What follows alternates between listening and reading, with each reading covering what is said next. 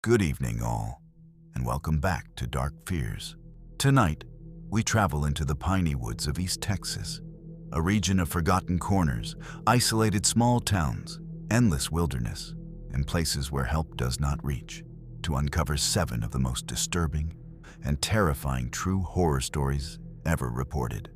If you are new here, make sure to subscribe to Dark Fears for daily true horror content that will keep you up at night. Hit that notification bell so you never miss when the darkness calls. Now, let us step into the shadows of the Texas Piney woods, where civilization ends and terror begins. My name is Ethan Caldwell, and this happened to me when I was 26 years old, during a temporary forestry survey job in East Texas. I took the assignment because it paid well and promised solitude, something I desperately needed after my divorce. The Piney woods sounded peaceful. Quiet trails, tall pines, long days alone with a clipboard and GPS unit. On my first morning, the locals at the gas station warned me not to stay out past sundown. They didn't say why. They just went quiet like I'd asked something rude. One man actually crossed himself. By noon, I understood why the woods felt different. The air was heavy, not humid, watchful. Sound didn't travel right.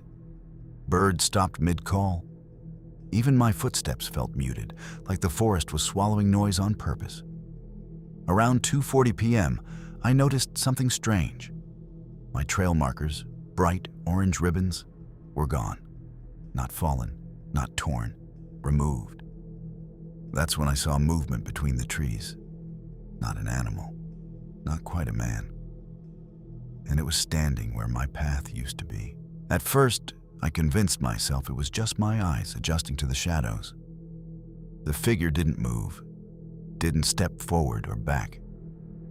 It simply stood there, perfectly still, framed between 2 thick pine trunks like it belonged there.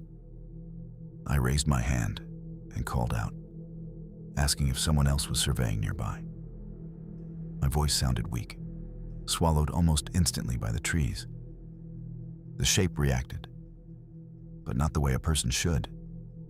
Its head tilted, slowly, unnaturally far to one side, as if it were trying to understand the concept of a human voice.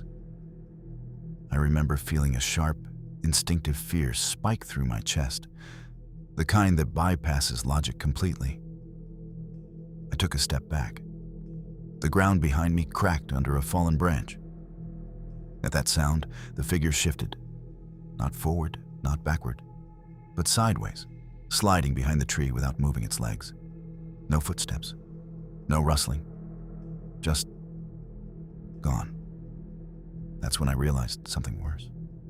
The forest had gone completely silent, and I was no longer sure which direction I'd come from. I checked my GPS again, my hand shaking so badly I nearly dropped it. The screen still worked, but the arrow spun slowly in circles, unable to lock onto anything. I tried to calm myself, telling my brain this was just panic, just a technical issue. Still, the silence pressed in on me, thick and suffocating. Even the wind had stopped. I chose a direction at random and started walking, forcing my legs to move at a steady pace instead of breaking into a run. That's when I heard it.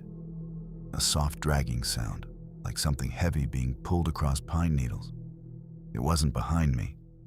It was to my left, keeping pace. I didn't look. I told myself that looking was how people in horror stories made things worse. But then the dragging stopped, replaced by shallow breathing. Not animal breathing, human breathing. Too close. I whispered, "Please stop," without knowing why. The breathing stopped instantly, and a voice, low and dry, whispered back from somewhere between the trees, "You already did." That was the moment I ran. I didn't care about tripping or losing my equipment anymore. Survival took over completely. Branches whipped my face, pine needles cut into my skin, and my lungs burned as I pushed deeper into the forest. The dragging sound returned, louder now, faster, keeping up with me no matter how hard I ran. I burst into a small clearing and nearly collapsed with relief. Sunlight filtered down weakly, and for the first time in what felt like hours, I could see clearly in every direction. I stopped and turned slowly, scanning the tree line. Nothing. No movement. No sound. Then I noticed the footprints. They circled the clearing perfectly, pressed deep into the dirt. Bare footprints, long, narrow. Too many joints visible in the impressions, as if whatever made them didn't bend like a normal leg. None of the prints led in or out. They just existed. In the center of the clearing, carved into a tree with something sharp, were the words, "Stay between," and I suddenly understood why the locals never stayed after dark. I stood frozen in that clearing for what felt like forever, staring at the words carved into the tree. My mind tried to rationalize it. Kids messing around, hunters playing a prank. But my body didn't believe a single lie my brain offered. Every instinct screamed that I was being contained, not chased. When I finally stepped toward the edge of the clearing, the forest reacted. The shadows between the trees darkened, stretching inward like they were closing a mouth. The air grew colder, and that same dry breathing returned, no longer hiding. It came from everywhere at once. I noticed then that the trees were spaced strangely close together, forming narrow corridors instead of open paths. I chose one and moved slowly, keeping my eyes forward. As I walked, I caught glimpses of movement in my peripheral vision. Elongated arms slipping behind trunks, a head peeking from the wrong height. Then I heard my name. Not spoken. Remembered. The voice sounded like my own thoughts, repeating, "Ethan, stay between." That's when I realized it didn't want to kill me. It wanted me to remain. My radio crackled suddenly, nearly making me scream. I hadn't turned it on all day. Static poured out, then stopped, replaced by a calm, distorted voice. It sounded like my supervisor, asking for a status update. Relief hit me so hard my knees buckled. I grabbed the radio and shouted back, explaining that I was lost, that something was wrong out here. There was a pause. Then the voice responded, but the words were wrong. Too slow, too deliberate. "Stay where you are. It's safer. Between." The radio clicked off. The forest answered. Trees creaked, bending inward just slightly, like an audience leaning closer. I felt the ground vibrate beneath my boots as something heavy shifted its weight nearby. A tall shape emerged briefly between two pines, close enough now that I could see skin stretched too thin over joints that bent the wrong way. Its face never fully appeared, but I knew it was smiling. And somewhere deep in my chest, a terrible understanding settled in. People didn't go missing here. They stayed. I don't remember deciding to move. My body just did it on its own, stumbling backward as the shape shifted closer. The space between the trees tightened, branches bending inward until they scraped my shoulders. Every step felt wrong, like I was breaking an unspoken rule. Then the forest changed. The trees ahead looked familiar, too familiar. I recognized a fallen log, a split trunk I had marked earlier that morning. Somehow, impossibly, I was back near my original survey point. My missing ribbons hung neatly from the branches again, bright and untouched, as if they had never been removed. Hope surged, sharp and dangerous. I ran toward the markers, toward the idea of escape. Behind me, the breathing turned angry, fractured into short, wet bursts. I heard wood crack violently, something forcing itself through gaps it shouldn't fit through. Just before I reached the trailhead sign, I felt fingers brush the back of my neck. Too many fingers, cold and dry. A whisper followed, right against my ear. "You stepped out." I screamed and fell forward, crashing onto gravel. The forest stopped instantly. No breathing, no movement. Just the normal sounds of late afternoon returning all at once. Cicadas, distant birds, wind through leaves. I rolled over, expecting to see it looming above me. There was nothing. The trailhead stood behind me, sunlit and ordinary. A parked truck sat nearby, mine. I scrambled to my feet and didn't look back as I drove away, gravel spraying behind my tires. I quit the job that same night and left East Texas before sunrise. For months, I convinced myself it had ended there. Then the dream started. Endless trees, narrow spaces, the feeling of being gently guided back into place. Sometimes, I wake up standing in my hallway, facing the wall, nose almost touching it. Last week, I found pine needles on my bedroom floor, fresh ones, and written lightly in the dust on my mirror were two words I hadn't seen since that day. Stay between. I don't think I escaped. I think it's just letting me wander. I screamed and fell forward, crashing onto gravel. The forest stopped instantly. No breathing, no movement. Just the normal sounds of late afternoon returning all at once. Cicadas, distant birds, wind through leaves. I rolled over, expecting to see it looming above me. There was nothing. The trailhead stood behind me, sunlit and ordinary. A parked truck sat nearby, mine. I scrambled to my feet and didn't look back as I drove away, gravel spraying behind my tires. I quit the job that same night and left East Texas before sunrise. For months, I convinced myself it had ended there. Then the dream started. Endless trees, narrow spaces, the feeling of being gently guided back into place. Sometimes I wake up standing in my hallway, facing the wall, nose almost touching it. Last week, I found pine needles on my bedroom floor, fresh ones, and written lightly in the dust on my mirror were two words I hadn't seen since that day. Stay between. I don't think I escaped. I think it's just letting me wander. I'm writing this because I don't think I have much time left as myself. The gaps are getting easier to find and harder to leave. I catch my reflection lingering too long in mirrors, my head tilted slightly to the side, like I'm listening for something deeper. Tomorrow, I'm driving back to East Texas. I didn't plan it. I just found the route already loaded into my GPS when I woke up. The destination isn't a town or a road. It's just a blank point inside the Piney woods. I'm not scared anymore.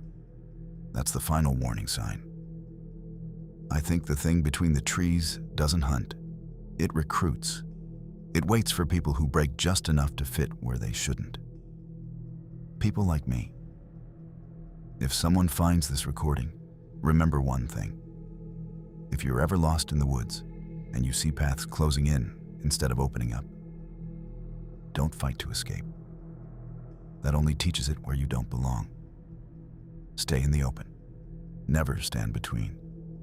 Because once you learn how, it never lets you forget you.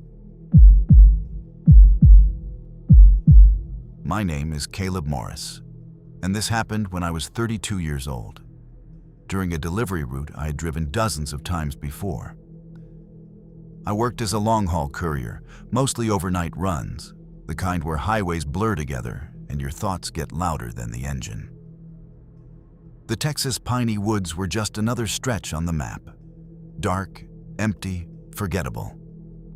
That night, my GPS rerouted me due to an accident ahead, pushing me onto a narrow two-lane road I didn't recognize. Tall pines crowded both sides, their branches arching overhead like ribs.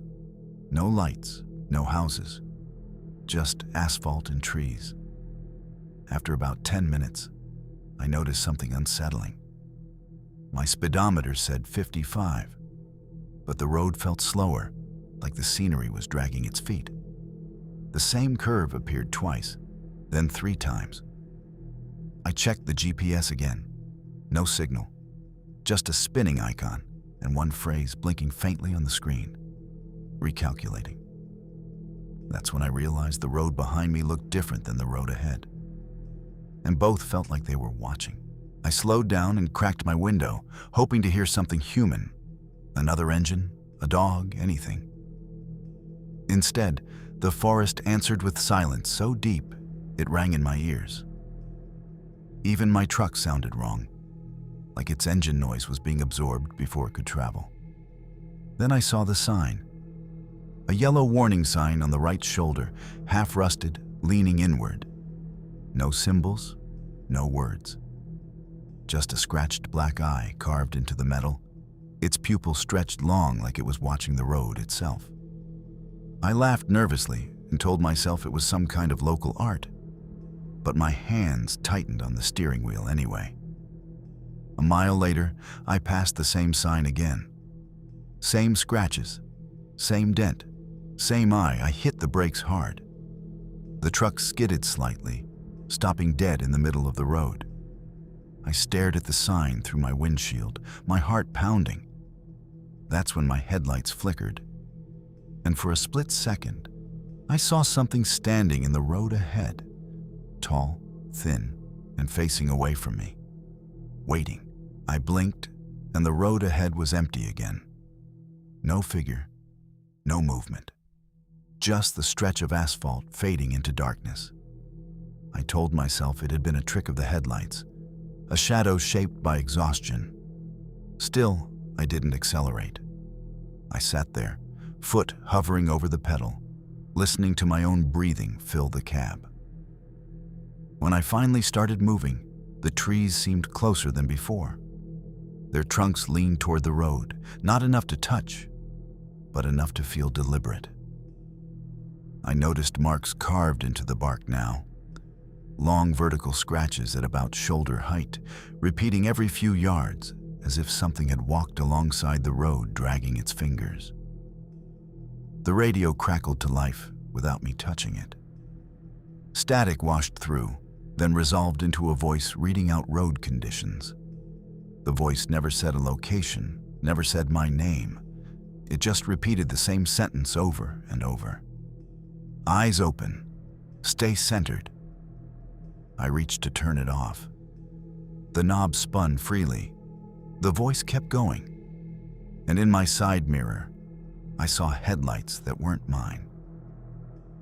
Keeping perfect distance behind me, I tried to slow down to let whoever was behind me pass. The headlights didn't get closer. I sped up. They didn't fall back. They stayed exactly where they were, as if locked to my position. When I changed lanes slightly to test it, the lights drifted with me, perfectly centered. My phone buzzed in the cup holder. No signal bars, no service. Yet, a notification lit the screen. Route confirmed. Do not deviate. The road began to narrow. Not abruptly, but subtly, inch by inch, like the asphalt was being squeezed. The yellow lines crept closer together until they nearly touched my tires. Trees crowded in so tightly their branches brushed the sides of my truck. Ahead, reflective markers appeared in the road, forming 2 parallel lines that funneled me forward. I realized with a cold shock that they weren't markers at all. They were eyes. Dozens of them, blinking in unison. And as I drove between them, I understood something terrible. The road wasn't watching me. It was guiding me. I gripped the steering wheel so tightly my knuckles turned white. Every instinct screamed to stop, to turn around, to escape. But the road ahead was no longer straight. It curved unnaturally, bending in ways that defied physics. Tight angles that shouldn't exist in real space. I realized the trees themselves were moving, shifting slightly each time I blinked, guiding me forward with a patience that felt deliberate. The air grew thick, humid, and heavy, almost like it was alive. My breathing became ragged, my pulse hammering. Every time I tried to glance at the mirrors, the headlights behind me blurred and warped, stretching into unnatural shapes. One moment they were normal, the next, elongated streaks, like thin fingers pointing toward me. Then I saw movement along the tree line, shapes tall and thin, unnaturally angular. They moved fluidly, never breaking pace with the road. My stomach dropped. Whatever these were, they weren't human. And they weren't just following me. They were waiting for me to drive exactly where they wanted. Panic clawed at me. I wanted to scream, but I could only whisper curses to myself as I drove faster, hoping to outrun whatever controlled this place. The road ahead rippled, asphalt dimming in patches, revealing glimpses of a deeper darkness beneath, like a void stretching under the pine trees. I realized I wasn't just on a road anymore. I was in something else entirely.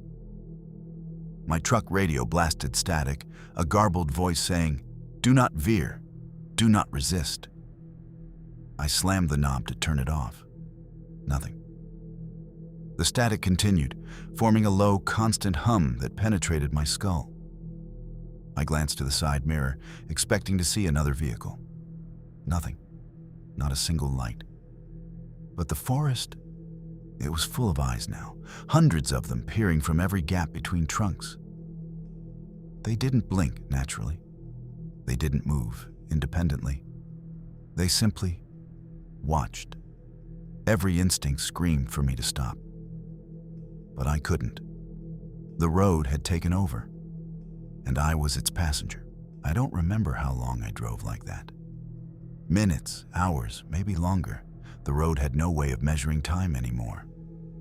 Every turn looked identical. Every tree repeated itself like a mocking pattern. My eyes burned from staring at the lines. The eyes, the shadows. My knuckles ached. My heart was a drumbeat in my ears. Then the road split. Two identical paths, both disappearing into darkness. My instincts screamed left, my brain said right. I froze. The static voice returned, calmer this time. "Choose wisely. You may not get another chance." I exhaled, praying my decision mattered. I turned left, and the road immediately narrowed. Trees leaned closer, brushing the mirrors, branches scraping metal. The eyes in the forest multiplied, dozens now, forming shapes taller than the trees themselves.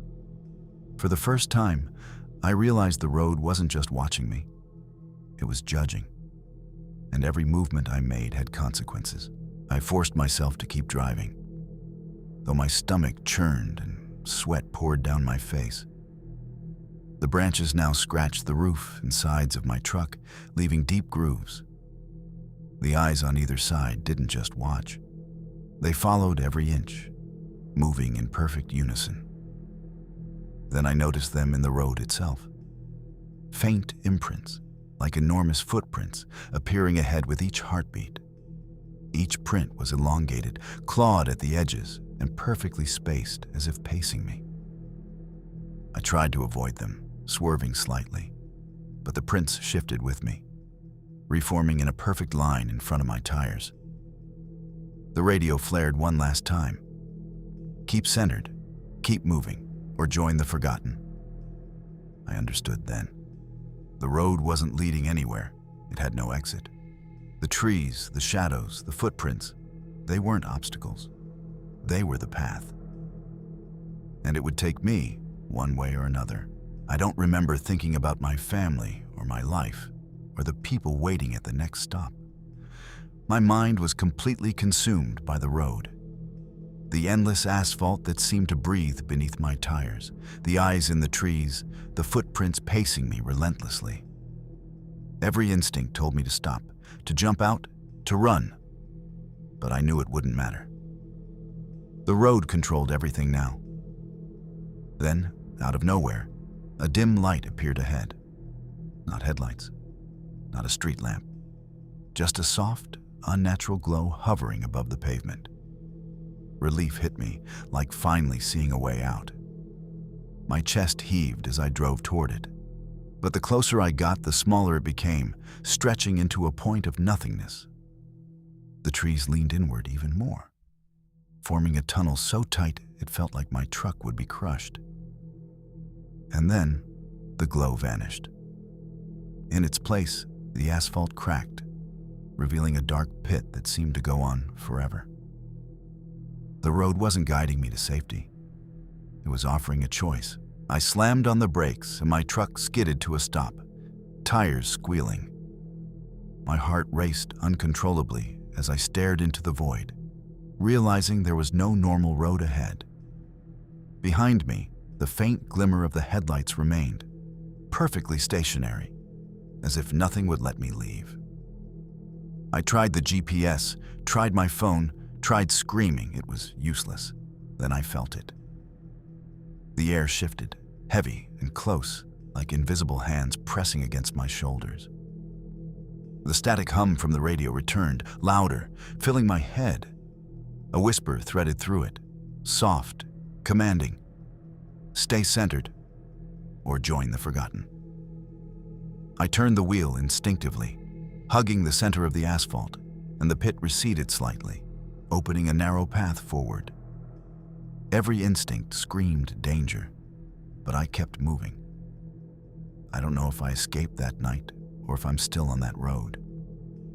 I only know this: the piney woods don't just hide horrors, they guide them, and every road you take might already be watching.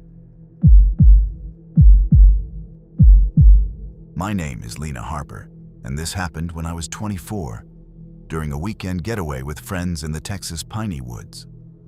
We had rented a small, isolated cabin through a listing we found online. The photos looked cozy: wood paneling, a stone fireplace, and wide windows opening into the forest. None of the photos showed the cabin's isolation, or the way the trees seemed to lean closer the deeper you got into the woods. We arrived late afternoon, hauling bags and food, laughing at the thought of being off the grid. The air smelled sharp: pine, damp earth, and something metallic. One of my friends, Mark, joked about it being haunted. I laughed, though a shiver ran down my spine. By the first night, strange things began. The wind outside seemed to carry voices, whispers that weren't ours. We chalked it up to nerves or imagination, until I woke to find scratches along the wooden floorboards, too fresh to be old, and a single word carved into the table: leave. The next morning, we joked nervously, blaming cabin settling or a prank.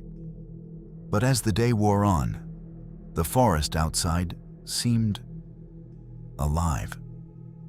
Birds avoided the cabin entirely. Even the wind felt deliberate, shifting branches to block windows, pressing shadows into the corners of our vision. While fetching firewood, I noticed something strange. The paths around the cabin weren't random. Pine needles were flattened in long, winding lines that led nowhere, looping back to the cabin door. I called Mark over, and he frowned, tracing the lines with his foot. "You're kidding me," he muttered, voice tight. "They make patterns. Look at this one. It's like they're drawing us in." That night, laughter and conversation gave way to uneasy silence. The whispering returned, low and indistinct, circling the cabin like wind trapped indoors. And then came the knocks. Soft, measured, almost polite, on every wall, every window. Except no one was outside. We tried to laugh it off, but the air had shifted. Even our jokes sounded hollow. That night, I stayed awake by the fireplace, pretending to read while my friends dozed off. The whispers were closer now, circling inside the cabin, rising and falling like waves. I could make out shapes in the shadows, elongated, thin figures watching from the corners of the room. Suddenly, I heard a whisper right behind me. "Why are you here?" I spun around. Nothing. The fire crackled, but the shadows were sharper, darker. Then I saw it. scratches along the walls, forming words too long and jagged to understand at first glance. The symbols seemed to shift when I blinked, morphing subtly, teasing comprehension. My phone buzzed in my pocket. I had no signal. But on the screen was a single notification from the cabin Wi-Fi: stay inside. The whispering paused, as if the forest was listening. I didn't move. I couldn't, because outside the pines were leaning closer than ever before. By the next day, panic had set in. We avoided the windows, only venturing outside briefly for water or supplies. Every trip showed more unnerving patterns in the pine needles. Lines converging toward the cabin, like the forest was drawing attention inward.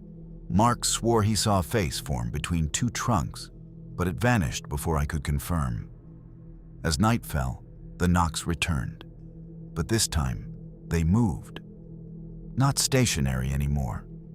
They circled the cabin, tapping slowly on each wall, moving closer to the fireplace where I sat frozen. Then came footsteps, heavy, deliberate, pacing across the roof. The whispering changed. It became a chorus, repeating names, our names. Lena, Mark, Sarah. The door handle rattled. I froze. No one had touched it. No wind, no storm. Yet the wood twisted slightly, as if testing its limits. And then the glass windows hummed, a high-pitched vibration that made my teeth ache. I realized something horrifying. The forest wasn't outside. It was inside. By the fifth night, we weren't sleeping. We huddled together in the living room, lights blazing, doors locked. But nothing seemed to matter. The forest outside had become a living wall, black shapes pressing against windows, branches scratching, tapping, whispering. I started noticing that even the air smelled wrong, damp, metallic, and suffocating. Mark tried to calm us, saying it was just the isolation, just our minds playing tricks. But then I heard it. Soft footsteps in the hallway behind us, slow and deliberate. I whipped around. Empty. Just the shadows stretching unnaturally in the firelight. Then came the whisper again, louder this time, echoing across the walls. You shouldn't be here. I saw movement near the kitchen doorway, elongated limbs flicking in and out of view. Something was pacing, circling us, testing our fear. And then the scratching started, this time inside the walls, sharp and urgent, forming new words. Look outside. I didn't want to, but my body moved on its own. Outside, the forest had eyes. I forced myself to approach the window, careful not to look directly at the forest. Through the glass, I could barely make out the shapes. Hundreds of forms pressed between the trees, tall, thin, unmoving, their eyes glinting faintly in the moonlight. My stomach churned. My hands shook so badly I nearly broke the frame. Then the whispering changed, almost delighted. They see you. They know you're here. The door rattled violently. We froze. Nothing should have been able to touch it. No wind, no animal, nothing. Yet it shook as if a massive hand was testing the lock. Then came the low thump of footsteps climbing the porch stairs. Slow, heavy, deliberate. Each step synchronized with a heartbeat that wasn't mine. I realized in that moment, the cabin wasn't just isolated. It was a trap, and the forest outside was alive, waiting. By the seventh night, exhaustion had taken over. We hadn't slept properly in days. Every whisper, every scratch, every shift of the trees frayed our nerves further. I could hear the forest breathing, like a living organism pressing closer, leaning in, eager to see us squirm. Suddenly, Mark whispered that he saw movement in the corner of the cabin, shapes slinking along the ceiling beams. I dared a glance. Shadows elongated and snapped back when I tried to focus, impossible angles defying physics. Then the whispers intensified, overlapping into a chorus that recited our names in terrifying harmony. Lena, "Mark, Sarah, why are you here?"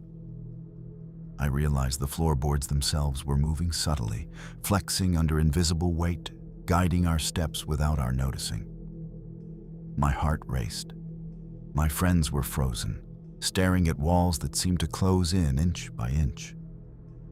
And then the ceiling above the fireplace groaned, sagging slightly, as if something huge was perched just out of sight. We weren't just being watched anymore. We were being prepared. By midnight, desperation overtook fear. We barricaded the doors, jammed furniture against the windows, and huddled together in silence. The whispering had stopped, but it wasn't gone. It lingered in the air, vibrating through the walls, the floors, even our bones. Suddenly, a loud crack split the cabin. One of the windows shattered inward, scattering glass across the floor. My scream echoed, but no one had entered. Outside, the forest seemed to recoil, then settle. Faint, glowing eyes blinked in rhythm with the shattered glass, hundreds of them lining the tree line. Mark tried to call for help.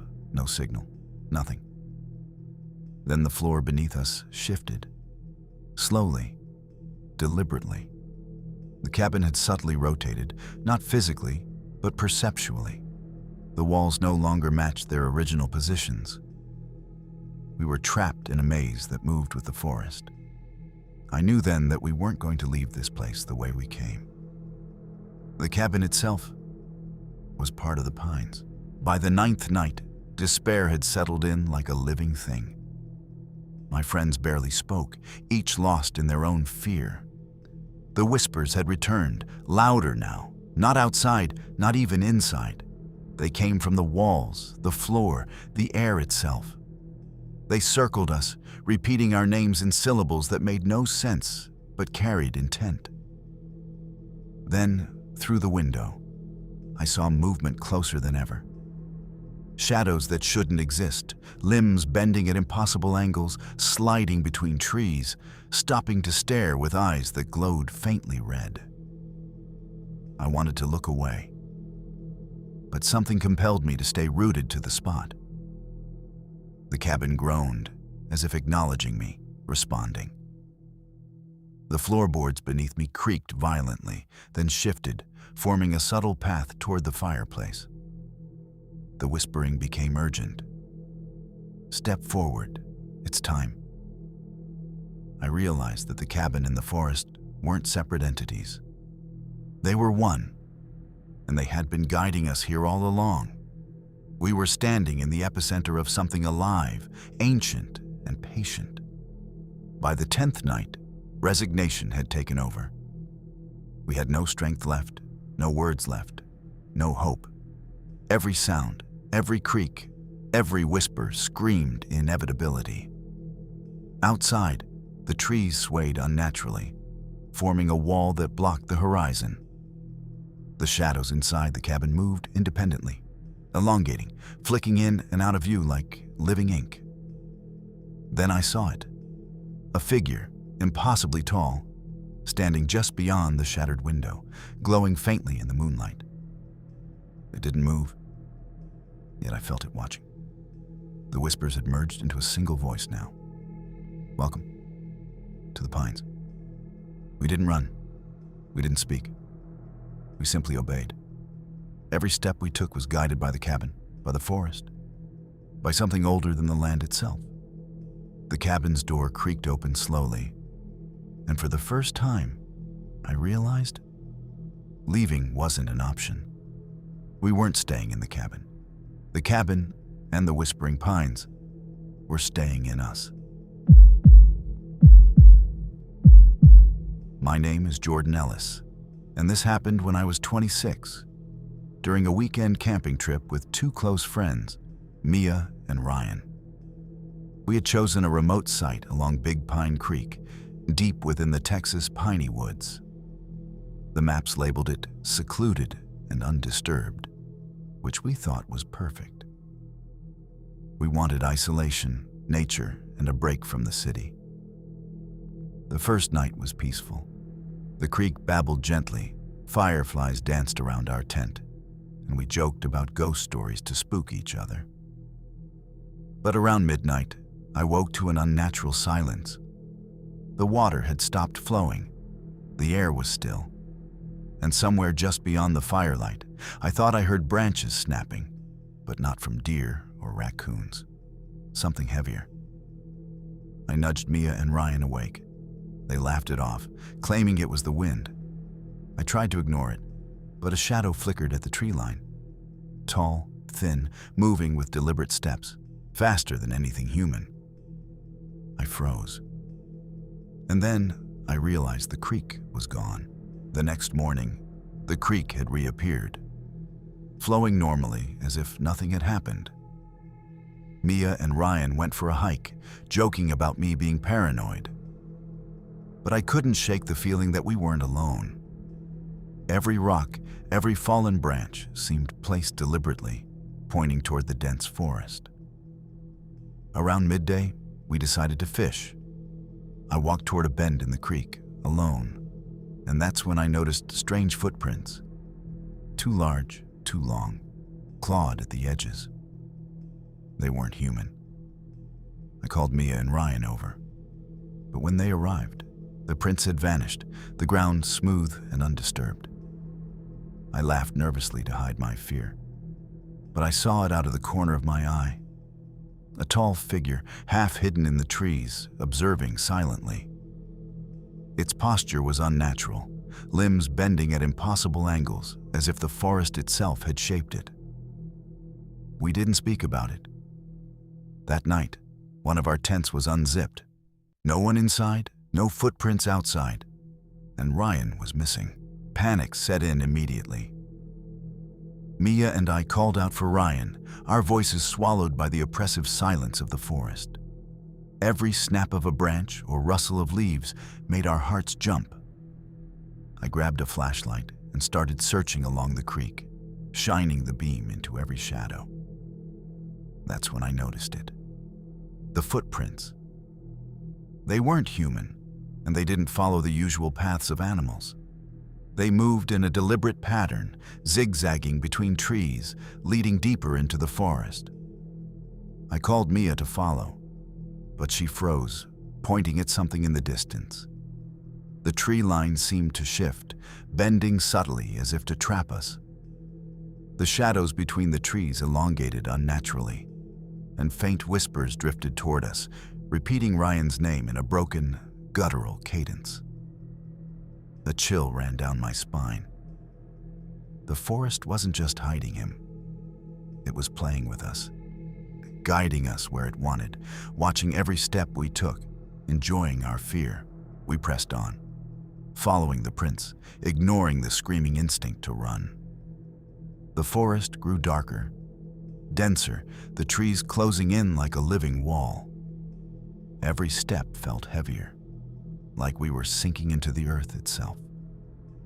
The whispers became clearer now, repeating not just Ryan's name but ours, twisted, mocking versions of our voices. Then we heard it, a low, guttural growl, resonating through the ground beneath our feet. It wasn't coming from one place. It surrounded us. Shadows flickered between trees, moving faster than we could track, limbs bending in ways that were physically impossible. Mia screamed, and I grabbed her arm. But the path we thought we were following had disappeared. The footprints vanished. The creek was nowhere to be seen. And the forest seemed to shift, moving walls of trees to block our escape. I realized the horrifying truth. The Piney woods weren't passive observers.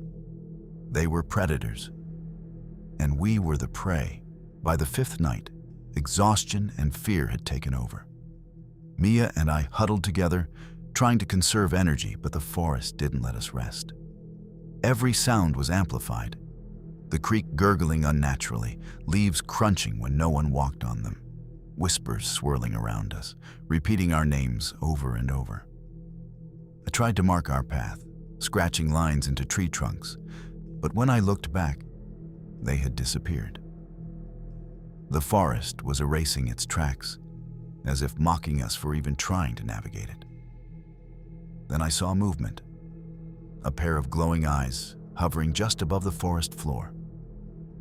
They were too high for a normal animal and too still to be human. Slowly, more eyes appeared, surrounding us in concentric circles. A voice, low and guttural, vibrated through the trees. "You should have left when you had the chance." Mia sobbed, clinging to me, but I realized she wouldn't survive the forest's patience. Neither would I, unless we found a way out. We tried to run, stumbling through the underbrush, but the forest shifted with every step. Paths that seemed clear moments before now led to thick walls of trees or deep, unseen ravines. Our flashlight beams flickered and distorted, bending shadows into terrifying shapes that weren't there when we blinked. Then I saw it. Ryan. Or at least something that looked like him. He was sitting cross-legged near the creek, completely still, his eyes wide and vacant, staring at us with a look that made my blood run cold.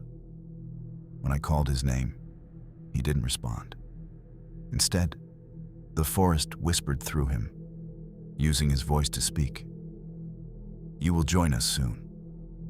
Suddenly, I noticed dozens of thin, elongated shapes emerging from the darkness, surrounding him, pressing closer to us, moving faster than the trees allowed. The whispers intensified, overlapping with guttural growls, and I realized we weren't just lost. We were trapped. And the forest wanted more. By the seventh night, desperation had overtaken fear. Mia and I were exhausted, dehydrated, and our senses were frayed. Every snap of a branch or rustle of leaves made us jump, and every shadow seemed alive, twisting in impossible angles. The forest was no longer a place we were in. It was a being, breathing, shaping, hunting. Then we saw the creek again, shimmering faintly under the moonlight. Relief surged, until we noticed the water was unnaturally still, reflecting the trees above like a mirror. And in that reflection, dozens of tall, thin figures emerged behind us, moving silently in perfect unison. Their eyes glowed faintly red, and limbs bent in ways that defied anatomy. Mia grabbed my arm, whispering that we had to run, but I realized running wouldn't help. The forest had learned our movements, predicting each step. The whispers now came from the ground, the trees, and even the creek, chanting our names in a distorted, mocking harmony. We were surrounded, and there was no escape in sight. We pressed forward cautiously, hugging the creek bank, hoping it might lead us out. But the forest shifted again. The water warped, trees moved subtly, paths disappeared behind us, leaving nothing but endless shadows. The whispers now became voices of Ryan, calling out in terror, mixed with guttural sounds that didn't belong to any human. Then I felt it. The forest touching me. Not physically, but in a way that made my skin crawl, like invisible fingers brushing along my spine, guiding me, manipulating me. The shapes in the trees drew closer, circling Mia and me, pacing with a patience that made our movements feel meaningless. I realized the horror wasn't in the forest itself. It was within it. It shaped reality, dictated time, erased paths, and toyed with fear. The forest wasn't just alive, it was intelligent, and we were nothing more than prey caught in its web. Every instinct screamed to fight. But we were already. By the ninth night, hopelessness had taken root. Mia and I stumbled blindly, the forest warping every path we tried to take. The creek twisted unnaturally, reflecting not the night sky, but deep shadows moving with intent. The whispers now weren't just calling our names. They were predicting our movements, telling us where to step, where to hesitate, feeding on our fear. Then I saw Ryan again. He was kneeling by the creek, head bowed, motionless. And yet every time I blinked, he seemed closer. Or maybe the forest was shrinking the space around us. The glowing eyes of the shadows multiplied, now pressing against the trees, the creek, even the ground beneath our feet.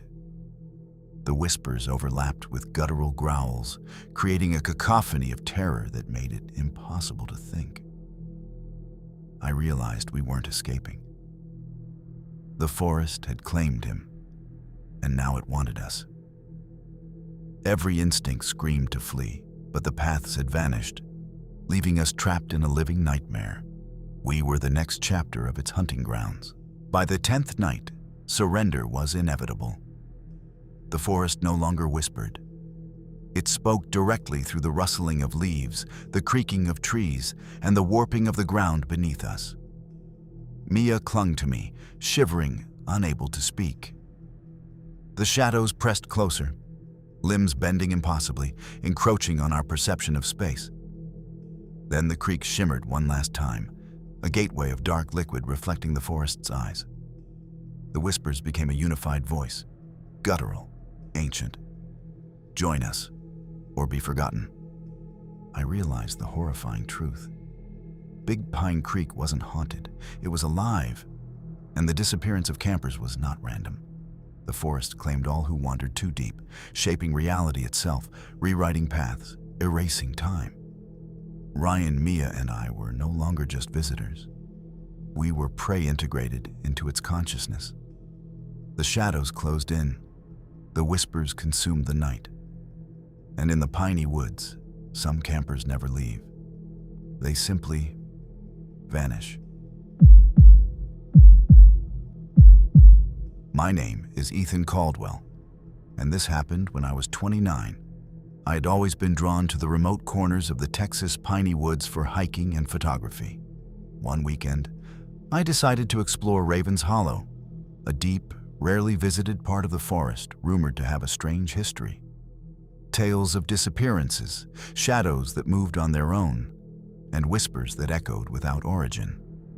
I arrived late afternoon, my car crunching over a gravel road that quickly gave way to dirt and roots.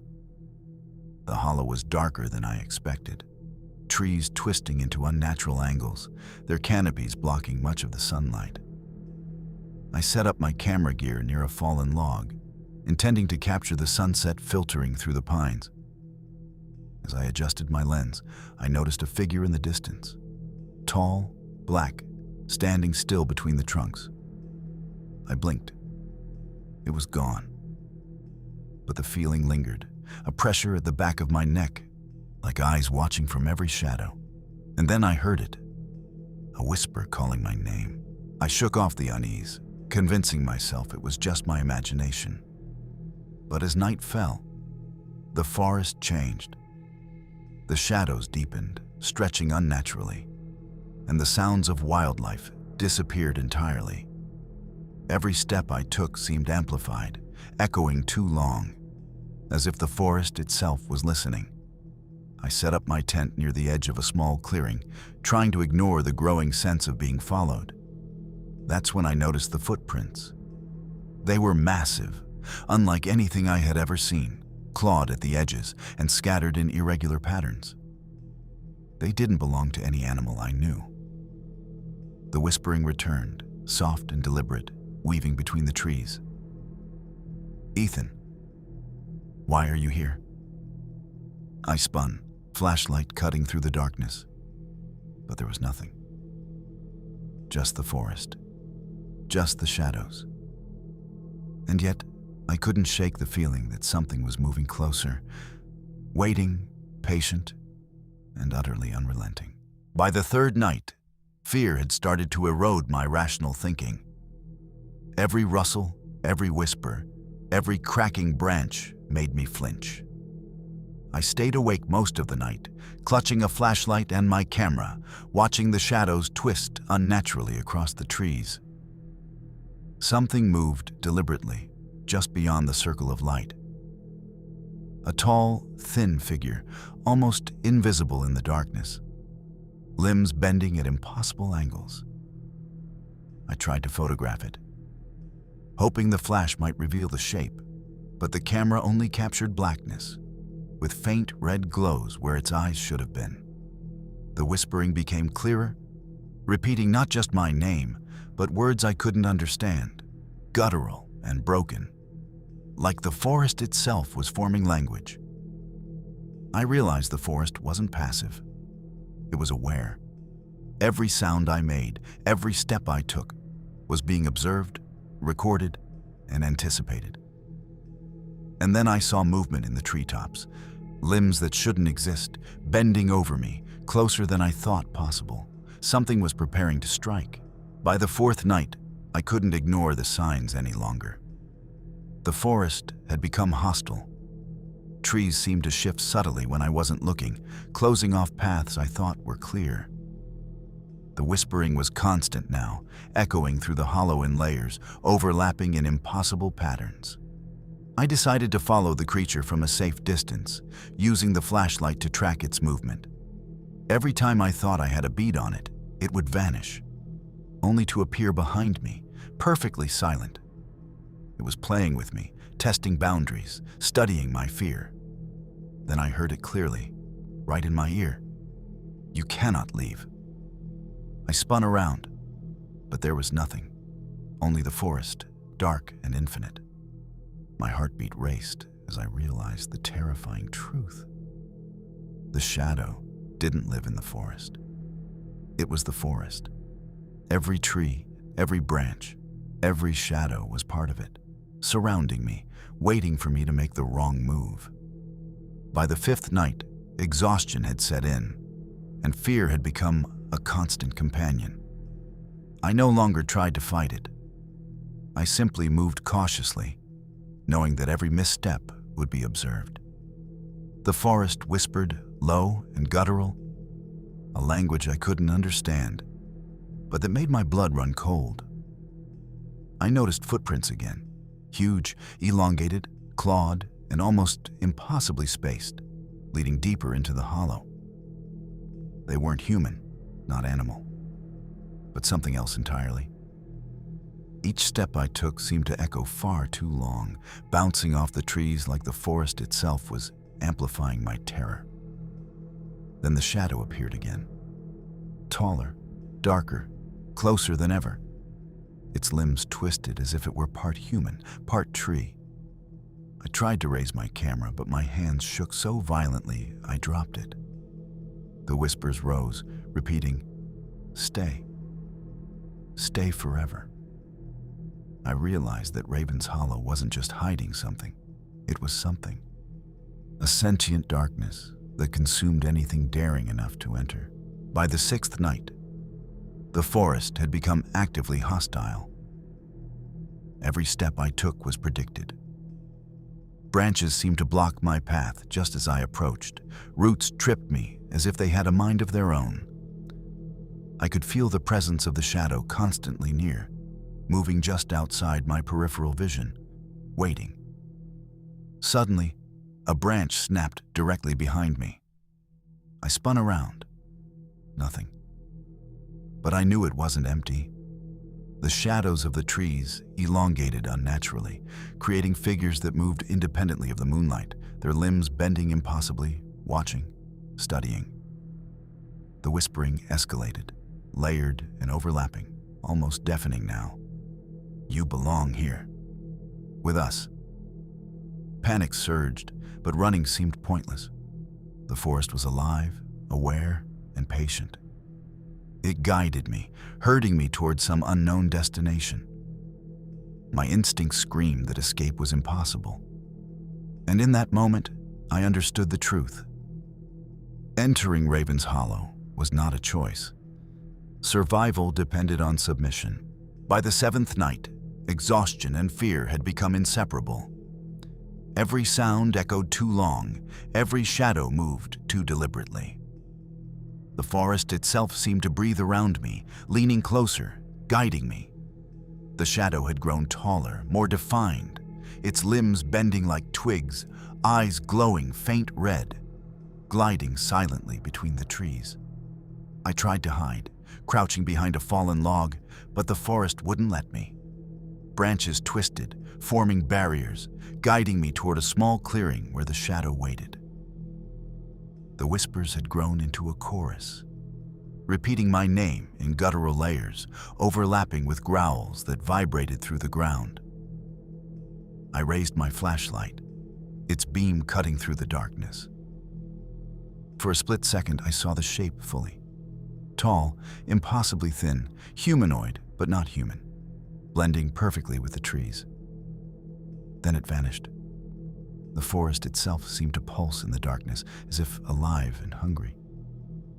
I realized I wasn't just being hunted. I was being lured. By the 8th night, desperation took over. I stumbled forward, guided by some instinct, not logic. The shadow was always just ahead, its glowing eyes visible through the trees, limbs bending impossibly, as if it moved in ways physics forbade. The whispers became personal, taunting me about my choices, my fear, and my isolation. The forest seemed to pulse with life. Branches bent to block my path, roots curled subtly to trip me, and shadows stretched along the ground, moving independently of their sources. The air was thick, heavy, charged with intent. I could feel the eyes watching from every direction. Then I saw movement near the creek. The shadow wasn't alone. Smaller figures, humanoid but twisted, emerged from the mist, circling, herding me like prey. I realized with horror that the forest had been shaping this encounter for nights, orchestrating it perfectly. There was no escape, only the shadow and the hollow. By the 9th night, hopelessness had become a constant companion. Every path I tried to take was manipulated, shifting under my feet as if the forest itself were alive. The whispering was relentless now, layered and guttural, echoing my name and predicting every move. I realized I was no longer navigating the forest, it was navigating me. The shadow appeared again, taller, darker, closer than ever. Its limbs bent at impossible angles, stretching unnaturally toward the treetops. Behind it, smaller figures emerged, surrounding me in a semicircle, their eyes glowing faint red, reflecting in the mist curling along the forest floor. The whispering merged with guttural growls, a symphony of terror that made it impossible to think. I understood then. I wasn't lost. I had been lured all along, each step carefully guided, each shadow deliberately placed. The forest wanted me, and there was no way out. The hollow was patient, and I was its prey. By the 10th night, surrender was inevitable. The forest no longer whispered. It spoke through every movement of the trees, every ripple in the mist, every shifting shadow. The ground beneath me seemed to pulse, syncing with my heartbeat, pulling me closer to the shadow waiting at the creek. I froze as it approached. The towering figure's glowing red eyes locked on mine, limbs bending in ways that defied all logic, and the smaller figures circled in perfect unison. The whispers became a singular voice, deep and guttural. "You belong here, with us." I realized the terrifying truth. Raven's Hollow wasn't just haunted. It was alive. It claimed anyone who entered, shaping reality, controlling paths, erasing time. The shadow was not a creature. It was the forest itself, and I was already part of it. I couldn't run. I couldn't fight. And as the shadows closed in, I understood that some forests never let go.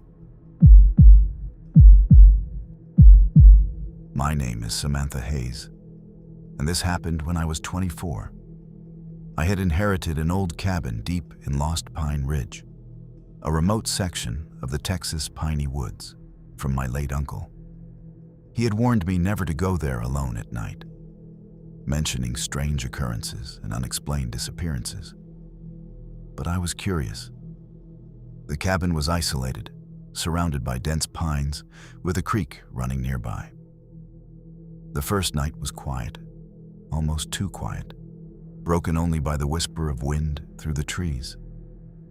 I explored the cabin, noting old furniture, dusty books, and a fireplace that hadn't been used in decades.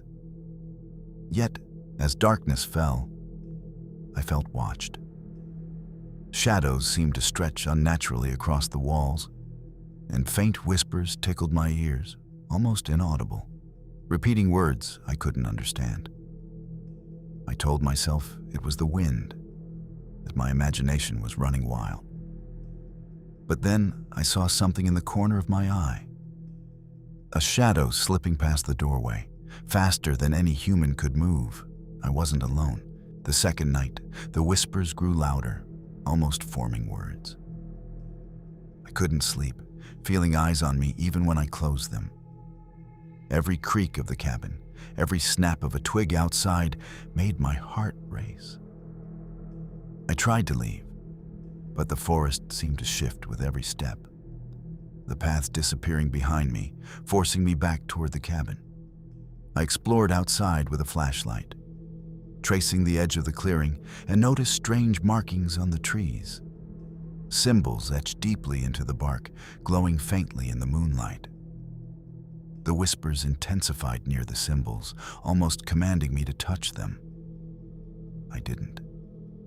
Back inside the cabin, objects had moved. Chairs weren't where I left them. Books were open to pages I hadn't touched.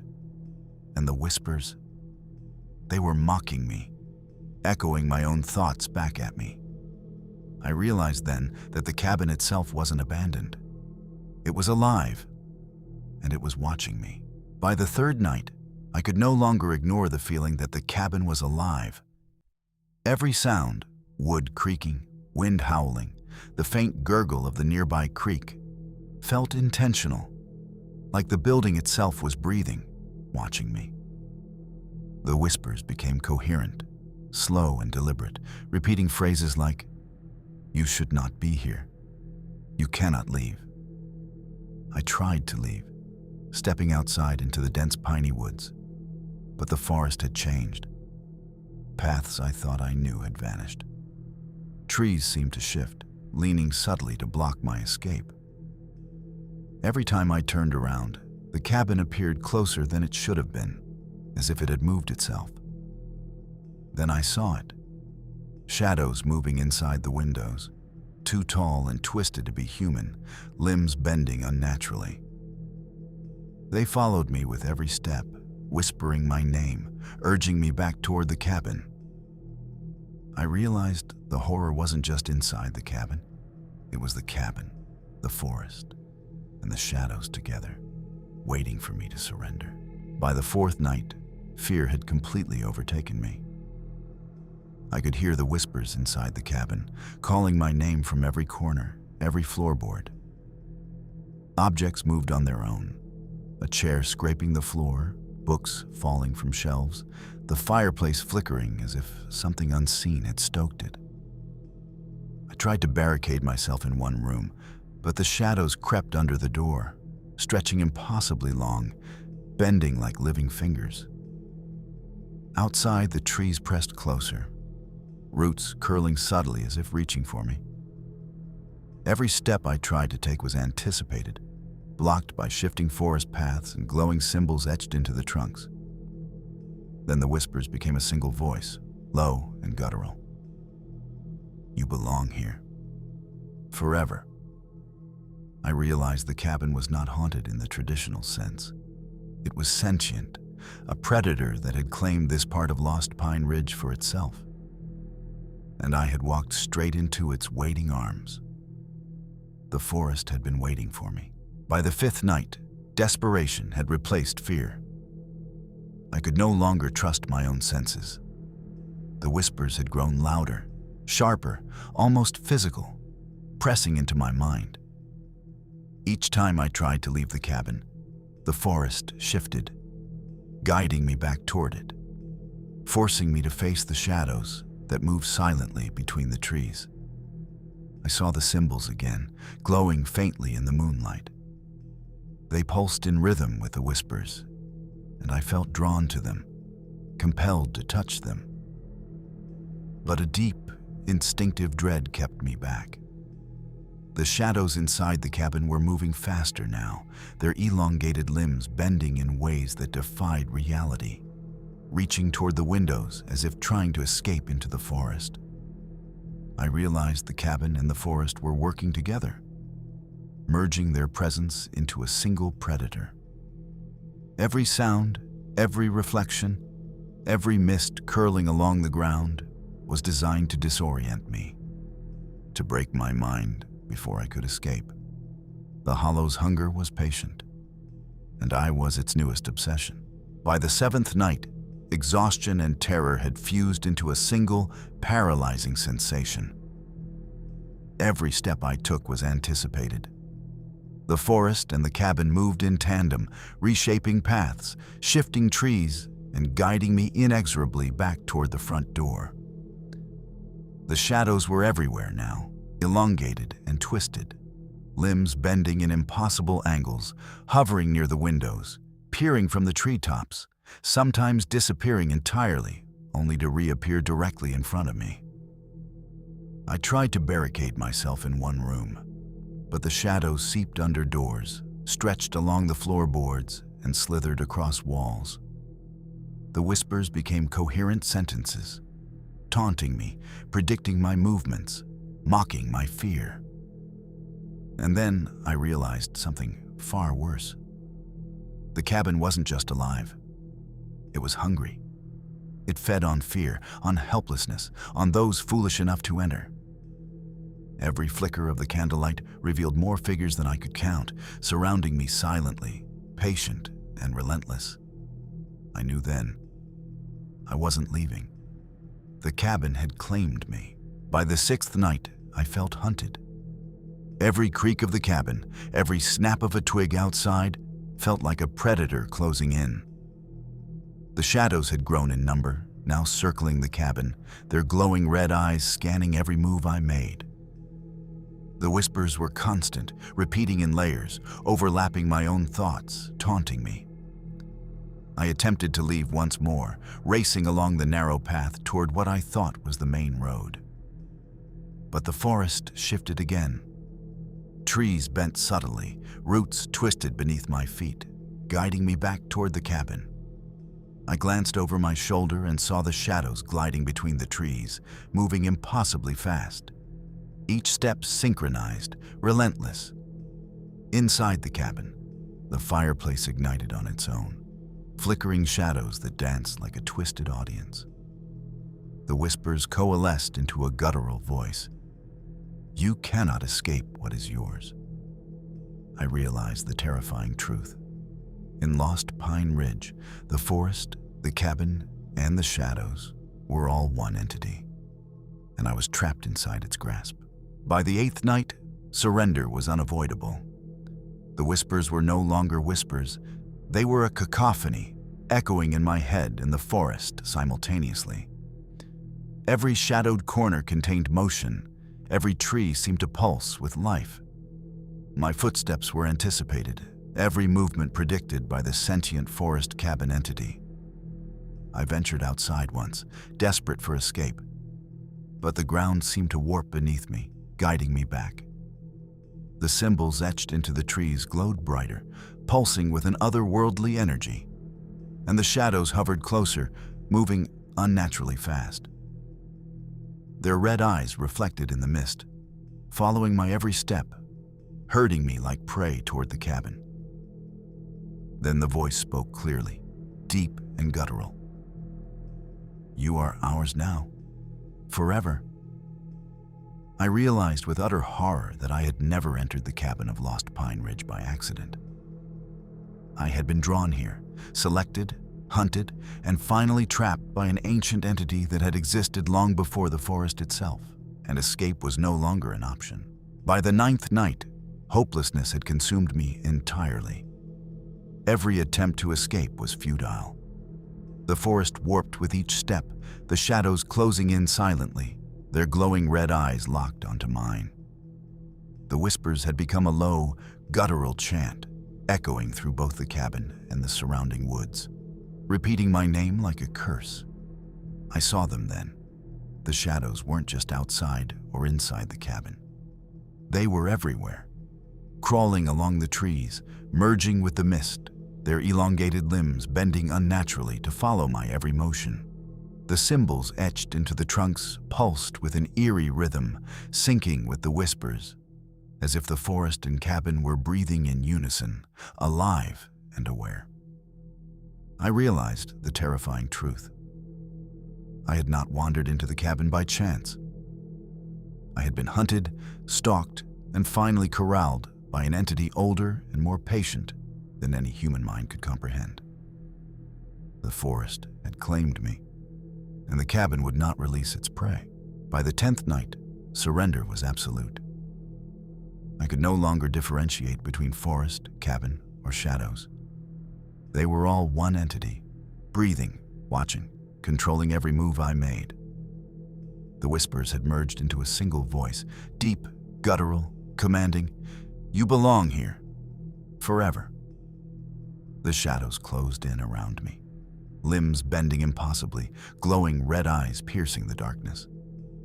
The mist swirled as if alive, curling around my feet, pushing me toward the cabin's doorway. I realized then that the cabin had never been a building. It was a trap, a conduit, a sentient predator that claimed those foolish enough to enter Lost Pine Ridge. I had become part of it, my presence feeding the entity, my fear sustaining it. Every step, every heartbeat, every thought was absorbed into its consciousness.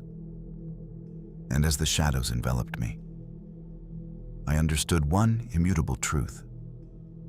Some places in the Piney woods are alive, and once they claim you, there is no returning.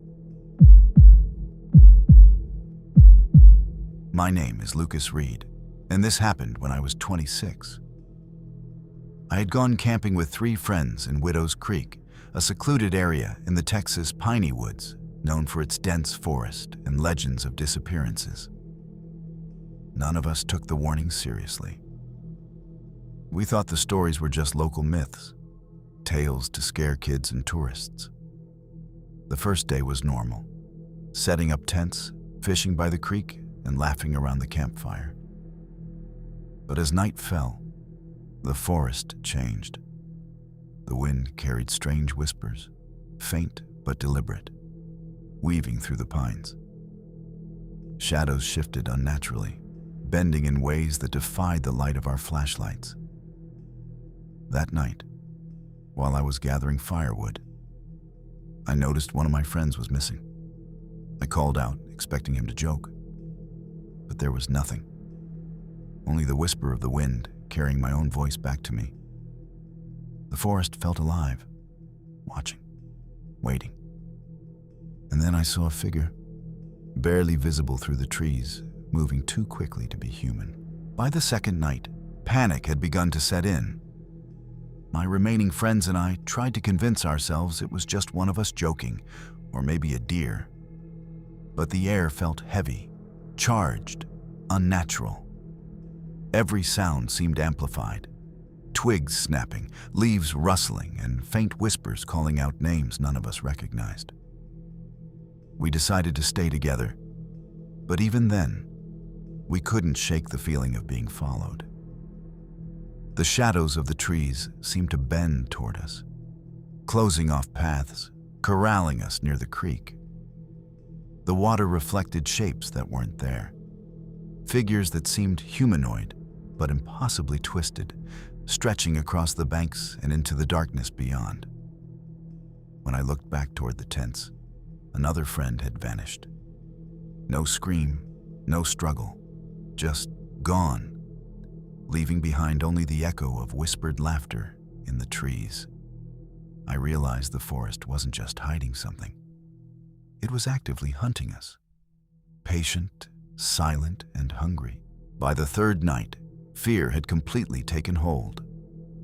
We huddled in the largest tent, listening as the forest whispered our names, low and guttural. Shadows twisted along the trees outside, moving in ways no human could. The campfire we had lit earlier barely cut through the darkness, and I could feel the presence of something watching, waiting. I decided to venture out cautiously to check the perimeter, hoping to reassure myself. That's when I saw it. A tall, shadowy figure gliding between the trees, limbs bent at unnatural angles. It stopped suddenly, as if it knew I was watching, then vanished before I could blink. The whispers grew louder, almost forming words. "You cannot leave. You cannot hide." I ran back to the tent, panicked, only to find another friend gone. The forest had taken them silently, leaving behind only the eerie echo of whispered laughter. We were no longer campers. We were prey. By the fourth night, panic had turned into dread. We stayed inside the tent, too afraid to move, hearing whispers circling us in layers, overlapping our own voices. Every snap of a twig, every rustle of leaves, made our hearts pound. The shadows outside seemed alive, bending and stretching with the wind, gliding silently along the forest floor, never fully visible, but always there. I tried to call for help, but there was no signal. My phone's light illuminated fleeting glimpses of shapes moving just beyond the tree line. Figures too tall and thin, limbs bending unnaturally, glowing faint red in the mist. The forest itself seemed to pulse with intent, corralling us closer to the creek where the disappearances had first started. Another friend vanished that night, without a sound, leaving only the echoes of whispers mocking us. The forest wasn't just haunted. It was hunting, deliberate and patient, waiting to claim us one by one. We understood then. There was no way out. By the fifth night, desperation had fully taken hold. Only two of us remained, my heart hammering constantly. The forest had become a maze, shifting subtly whenever we tried to escape. Trees leaned to block paths, roots curled as if alive, and the shadows glided silently between them, guiding us toward the creek. I glanced at my friend, her eyes wide with terror, trembling. The whispers were deafening now, layered voices echoing through the dense pines. "You belong here. Forever." We heard movement behind us, too fast and deliberate to be human. I turned my flashlight, revealing tall, thin figures, limbs bent unnaturally, eyes glowing faint red in the mist. The creek seemed to pulse, beckoning us toward it, like a predator's lure. It was no longer a question of running. The forest, the shadows, and the creek were all working together, hunting us deliberately, closing in. Every instinct screamed that we wouldn't make it out alive if we didn't act, and fast. By the sixth night, panic had reached its peak. The whispers had become a chorus of voices, predicting our every move, mocking us, and amplifying every sound. The snap of a twig, the rustle of leaves, our own breathing.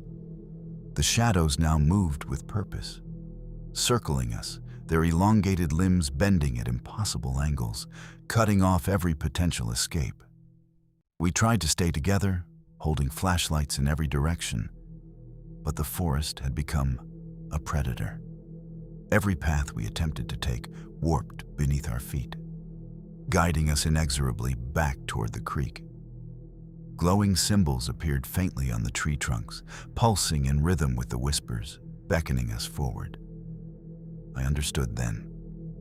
Widow's Creek was no ordinary place. The disappearances weren't accidents.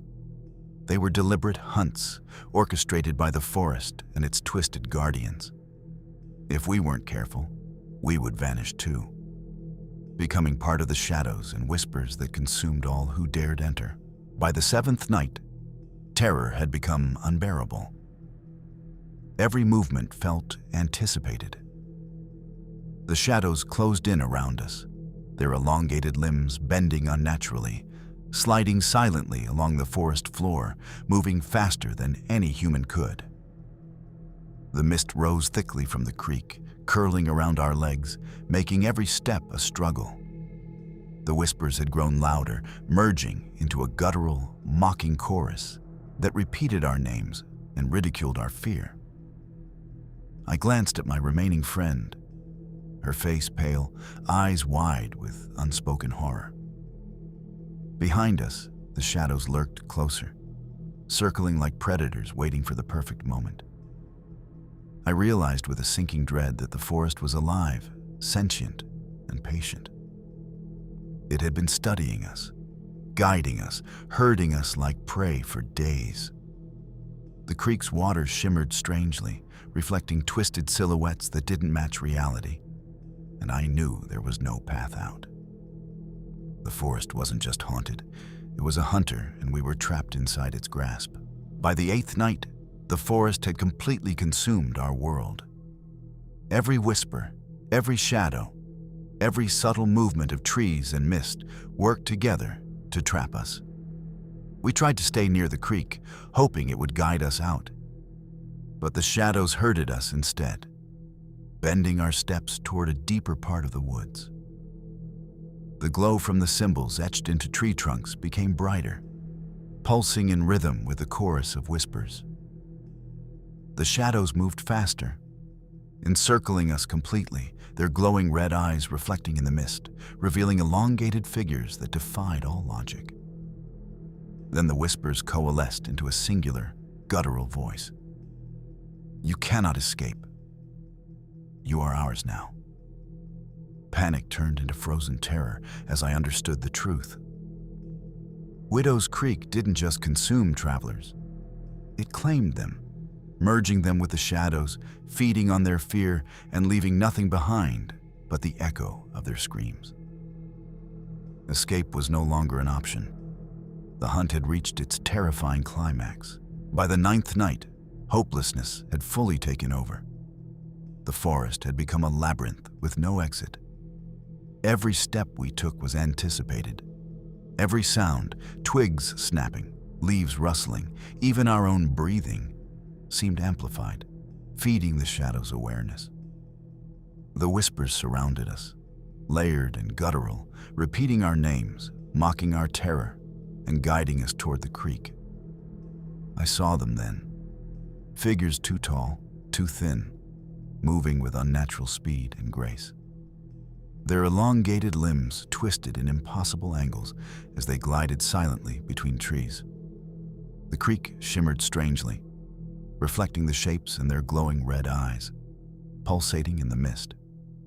I realized the forest, the creek, and the shadows were one entity, sentient and patient, hunting us deliberately, herding us closer to our fate. We were no longer campers. We were prey, trapped in a living nightmare that had existed long before we had arrived. There was no escape. By the 10th night, surrender was inevitable. The whispers had merged into a single, deep, guttural voice that reverberated through both the forest and the creek. "You belong to us, forever." The shadows closed in completely, limbs bending unnaturally, red eyes glowing fiercely in the mist. The water of the creek shimmered, reflecting twisted silhouettes, and the forest seemed to pulse with life, breathing and moving as one organism. Every attempt to flee failed, the paths warped beneath our feet, corralling us into the center of the nightmare. I realized the horrifying truth. Widow's Creek was no accident. It was a sentient predator, patient and ancient, claiming those foolish enough to enter. My remaining friend and I were now part of its domain, our fear feeding its hunger, our names whispered for the next travelers who dared step into its shadows. Some places in the Piney woods are alive, and once they claim you, there is no return.